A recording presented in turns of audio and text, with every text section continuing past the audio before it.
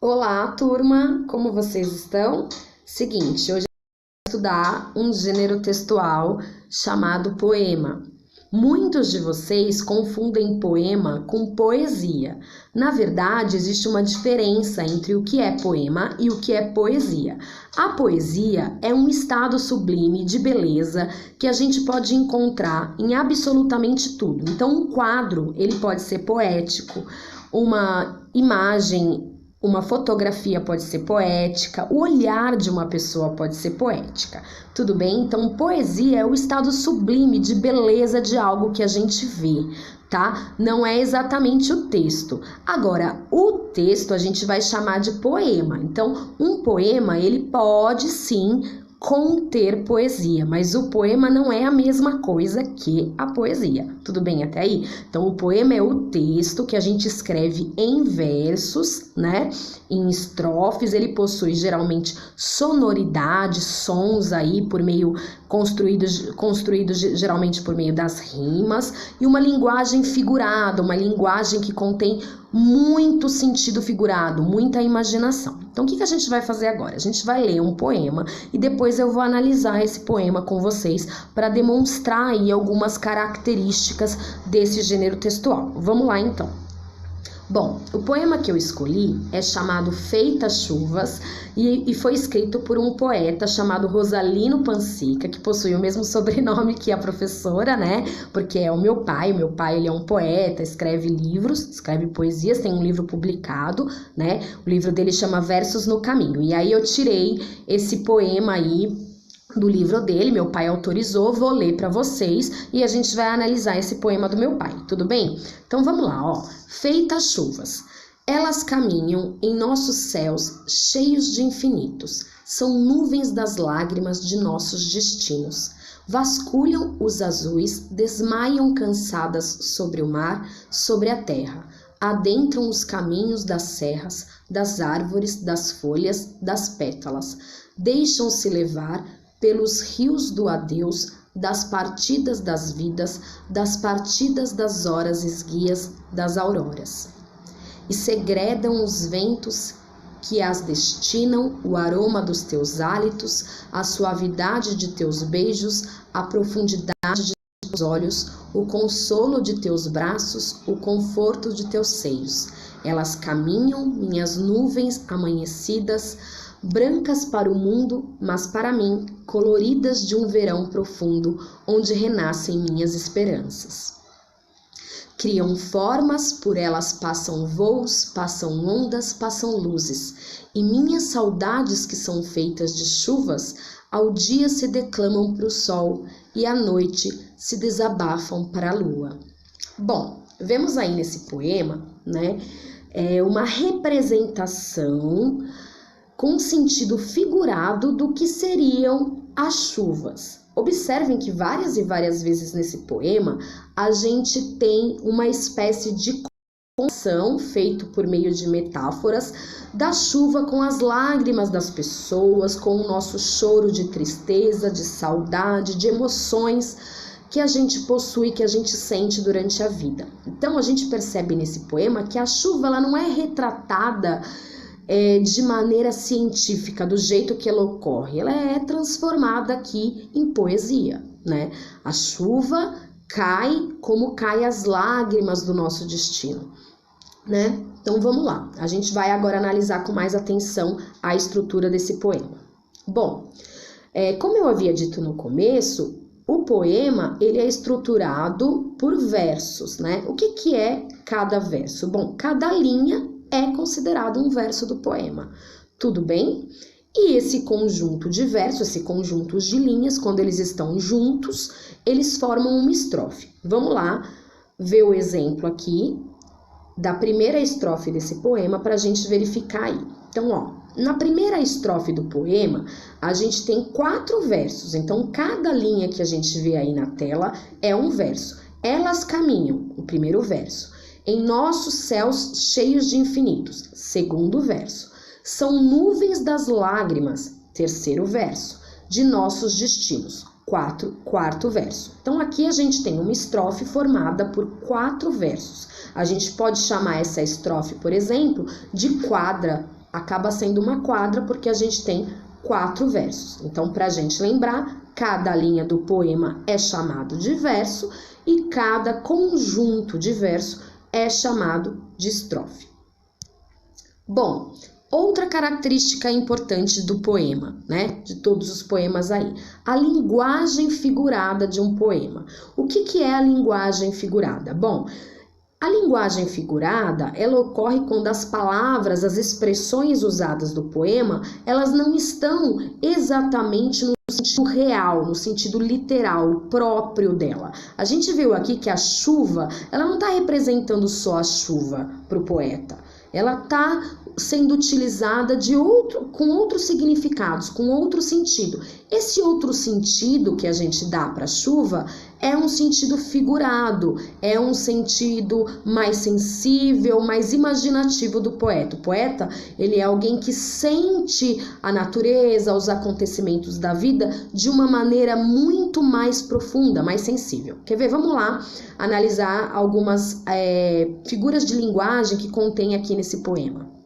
Bom, eu peguei alguns trechos só para a gente perceber esse sentido figurado. Então, a gente tem 2 versos no comecinho que dizem assim: são nuvens das lágrimas de nossos destinos. Bom, nuvens das lágrimas, vamos analisar um pouco aí essa expressão.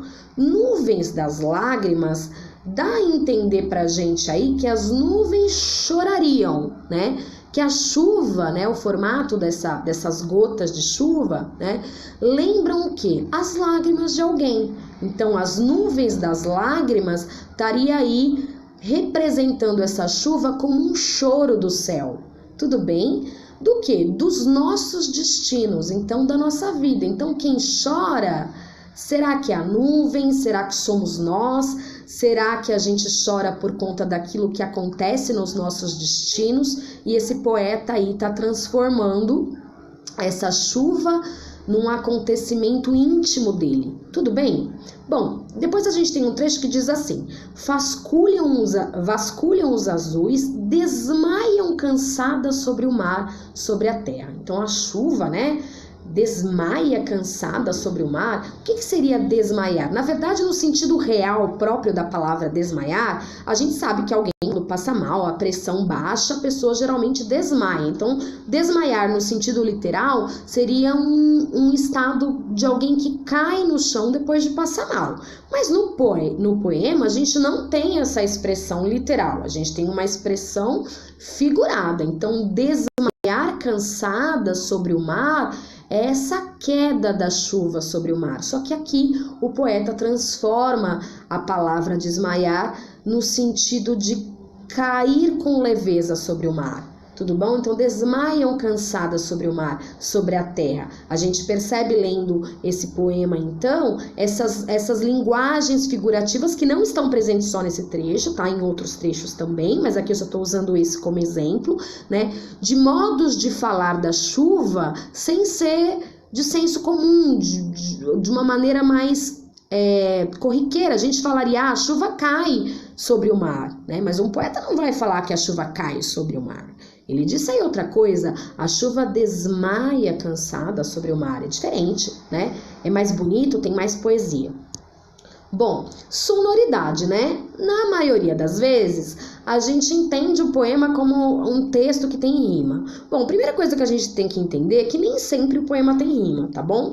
Às vezes ele tem ali só mesmo a linguagem figurada. Mas esse poema que a gente leu, ele tem algumas rimas sim, né? E geralmente é mais comum mesmo o poema possuir rima. Bom, vamos lá, o que é rima? Vamos definir rima. Rima, ela ocorre quando, no fim ou no meio de versos, há palavras que terminam com sons iguais ou semelhantes. Então, ó, observem que eu falei aqui que os sons podem ser iguais ou semelhantes. Não necessariamente eles precisam ser iguais, tá? Às vezes os poetas, eles usam sons que se parecem, mas não são exatamente iguais. Quer ver? Vamos lá, vamos ver 2 exemplos aqui que eu reservei para vocês.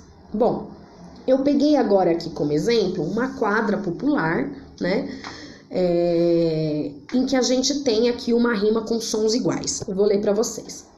Sou pequenina, criança mimosa, trago nas faces as cores da rosa. Observem aqui nessa quadrinha que a palavra mimosa rima com a palavra rosa. E a gente tem aqui uma rima com sons iguais, porque osa e, osa que aparece na palavra mimosa e que, que aparece na palavra rosa, elas possuem exatamente o mesmo som, esse som osa. Agora, nessa outra estrofe que eu retirei do poema que a gente acabou de ler, a gente tem rima também, mas não com sons iguais, com sons semelhantes. Eles se parecem, quer ver? Elas caminham em nossos céus cheios de infinitos, são nuvens das lágrimas de nossos destinos. Observem aqui que itos rima com hinos do destinos, mas não é igual, é diferente. A gente tem ali, na primeira palavra, infinitos com o som do T, e na de baixo a gente tem destinos com o som do N. No entanto, a presença do I, do O e do S, ela se repete, faz com que o som seja semelhante, mas não igual. Então, rima não é som igual, rima pode ser também sons semelhantes, tudo bem? Bom, última parte aqui da nossa aula, eu reservei aqui para a gente entender a diferença do que é poeta e do que é eu lírico, que muita gente confunde. Gente, poeta é o autor que escreve o poema. Então, aqui no caso do poema que a gente leu, seria o meu pai, o Rosalino Pansica. Agora, o eu lírico, ele é o eu poético, a voz que fala no poema. Um poeta, por exemplo, ele pode assumir um eu lírico de criança. Ele pode escrever um texto como se ele fosse uma criança. Então, o eu lírico dele é um eu lírico infantil. Um poeta homem, por exemplo, ele pode assumir num texto, como muitas vezes faz o Chico Buarque, por exemplo, que é um compositor e poeta da música popular brasileira, ele pode assumir, mesmo sendo homem, um eu lírico de uma mulher, falar como se fosse uma mulher falando, Então, o eu lírico, ele é a voz poética, tudo bem? A voz que fala no poema, não necessariamente o autor do poema. Lembra que eu falei para vocês nas aulas de conto que a gente tem o autor do conto e o narrador do conto? A mesma coisa vai acontecer com a poesia. O autor do conto, ele tem um nome, mas o narrador, ele pode ser um narrador em primeira pessoa, ele pode ser um narrador observador, ele pode ser um narrador personagem, ele pode ser um narrador onisciente. A mesma coisa vai acontecer com a poesia, com o poema. O que vai acontecer aqui? O poema tem um autor, mas esse autor ele pode falar como um eu lírico infantil, como um eu lírico feminino, como um eu lírico masculino, como um eu lírico adolescente, às vezes até como um animal, como um eu lírico, que fala ali como se fosse um animal falando, sentindo ali o que o animal sente. Quer ver? Vou dar um exemplo para vocês aqui. Na quadrinha popular que a gente acabou de ler, o eu lírico ele é uma criança. O autor provavelmente não seja, provavelmente a gente aí tenha um adulto escrevendo essa quadra. Só que esse adulto se colocou no papel, naquele que sente, como uma criança. Ele disse o seguinte: sou pequenina, criança mimosa, trago nas faces as cores da rosa, Além do eu lírico aqui ser uma criança, o eu lírico é uma criança do sexo feminino, porque ele diz lá, sou pequenina, criança mimosa, trago nas faces as cores da rosa. Então, observe aqui que a gente tem um eu lírico criança do sexo feminino. Isso significa que o autor dessa quadra é uma criança do sexo feminino? Não, pode ser um adulto do sexo masculino, mas como eu lírico, a gente tem a presença aqui, o olhar de uma criança, a sensibilidade de uma criança. Tudo bem? Espero que vocês tenham entendido. É uma aula básica sobre poema, uma aula para o ensino fundamental, para sexto ano, tá? Existem muitas outras características em poemas, existem tipos de poemas, como o soneto, por exemplo, mas por enquanto a gente vai parar por aqui. Tudo bem? Espero que vocês fiquem bem, que vocês fiquem em casa. Grande beijo!